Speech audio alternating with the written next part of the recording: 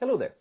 Dr. Bill Crawford here, psychologist, speaker, author of 8 books, host of 2 PBS specials. Here again to bring you another tip on how to help you create the life you want. Specifically, how to use my life from the top of the mind philosophy to bring more clarity, confidence, creativity into everything you do. Today I want to talk about something that I kind of picked up from reading Brene Brown's new book, Dare to Lead. Excellent book, by the way, on leadership. She talks about kind of 3 things that need to happen in order for people to be successful, and I decided to do a video on the 3 keys to success and happiness. My version of this is the 3 keys are purpose, a pathway, and persistence. So in my life from the top of the mind philosophy, for those of you who know who I am and what I do, I've created a model, a philosophy, a framework, a system that actually shows people how to access their best by accessing a specific part of the brain. And how to avoid the stress, frustration, anxiety that gets in the way of our clarity, confidence, and creativity by avoiding a specific part of the brain. However, teaching people how to influence how the brain interprets and processes information is not a simple thing. So I'm always looking for ways to help people kind of simplify that, but still allow it to be effective. So I think these 3 P's, when we apply them to my philosophy or just anything, can be helpful. I'm going to apply them to my philosophy, and you can see how they resonate with you if you want to apply them to your life. The first is purpose. We've got to have a clear sense of why we're doing what we're doing, and it has to be powerful enough, motivational enough for us to be willing to put the effort in to achieve whatever it is we're trying to achieve. It really can't be because we're supposed to, or some fear of failure that if we don't do this, bad things will happen, because that actually throws us into this lower 20% of the brain. And while this lower 20% of the brain stem, I call the lower brain, the bottom of the mind really, is great for a fight or flight situation, it is not designed to help us become successful or certainly happy. We need to be coming from what I call the top of the mind, this upper 80% of the brain, the neocortex. And in order to do that, we have to have a really clear sense of purpose. In my philosophy, in my trainings, in my books, in my counseling, I call it our highest purpose. Because I believe it has to become the most important thing we do, at least for a while, until it becomes a new habit, until it becomes just natural. My highest purpose, or what I talk about when I'm talking about people's highest purpose, is to get really clear, okay, who am I when I'm coming from the top of the mind? What are the qualities and characteristics I would choose to bring to life if I were choosing them on purpose, in a way that was more effective, in a way that defines me, makes a statement about who I am, and in a way that I would teach to someone I love, what I call the 4 criteria. So once we get clear about that, and sometimes I'll encourage people to make a list of like 20 qualities or characteristics of them at their best, and we can begin to make that our highest purpose, make it the most important thing we do, at least for a while, until it becomes a new habit. I have a way, which is the pathway, to allow this to become a new habit in 2 to 4 months. So once I get people clear about our highest purpose, they have created a list of how they want to be, who they want to be, also created a list of these old triggers. You know, if certain situations or types of people in the past have triggered us, chances are they're going to trigger us again.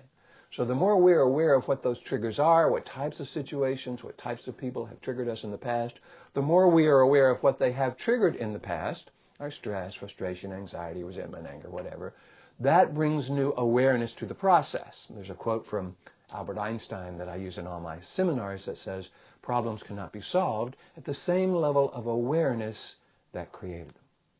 So we got to have clarity in order to access our confidence and creativity. We got to have awareness or clarity about our highest purpose, the qualities and characteristics we want to bring to life, us at our best. And then we got to be clear about where we want to practice, the pathway, I call it, turning the problem into the practice field. When we can get a list of these old triggers, whether they're drivers or traffic or certain types of difficult people or just in general, what has triggered us in the past? The more we can use that as the practice field going forward, that becomes the pathway. It's not like we'll never deal with a driver or a difficult person or a difficult situation. So given that we're going to be in these situations, let's make sure we're using them versus them using us. When we can see them as the pathway, the process of practicing these qualities and characteristics, then whatever we practice, we get good at. One of the things I like to do is help people do that on a daily basis. I encourage them to start in the morning, getting really clear about their highest purpose and go into the morning practicing that. Who do I want to be with my family as I'm driving to work, as I get to work? What does that look like? What does that feel like? Then around lunchtime, reboot. Go into the afternoon, clear about how you want to be, who you want to be.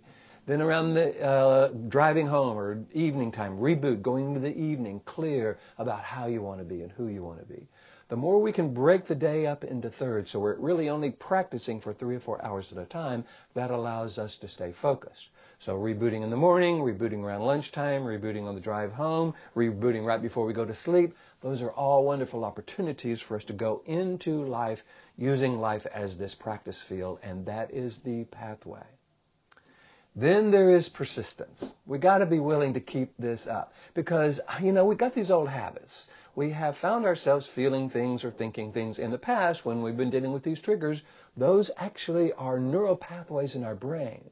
They're not just thoughts or patterns or beliefs. They are neural pathways, which means if we don't start creating new neural pathways, going from this middle brain up into the neocortex, the top of the mind, these old neural pathways will continue to drive our thinking and feeling and being.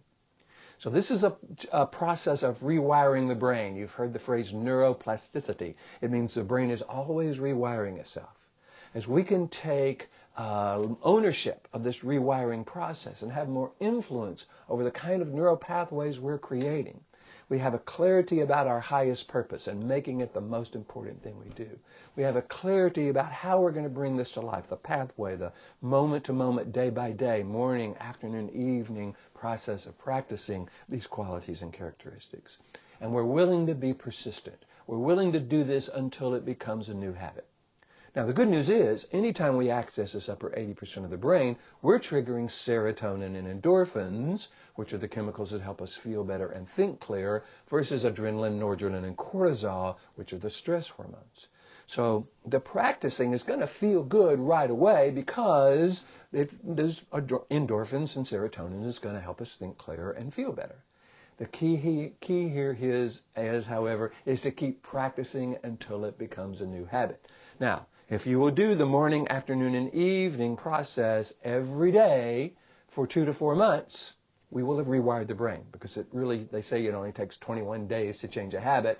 21 days feels a little optimistic for me, so I encourage you to do it for 2 to 4 months.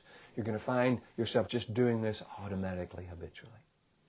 So the question is, how important is this to you? How important is your happiness, your success? Are you willing to put a process in place where you're clear about the purpose, clear about the pathway, and clear about the need for persistence? If you are, I think you're going to find yourself being very successful.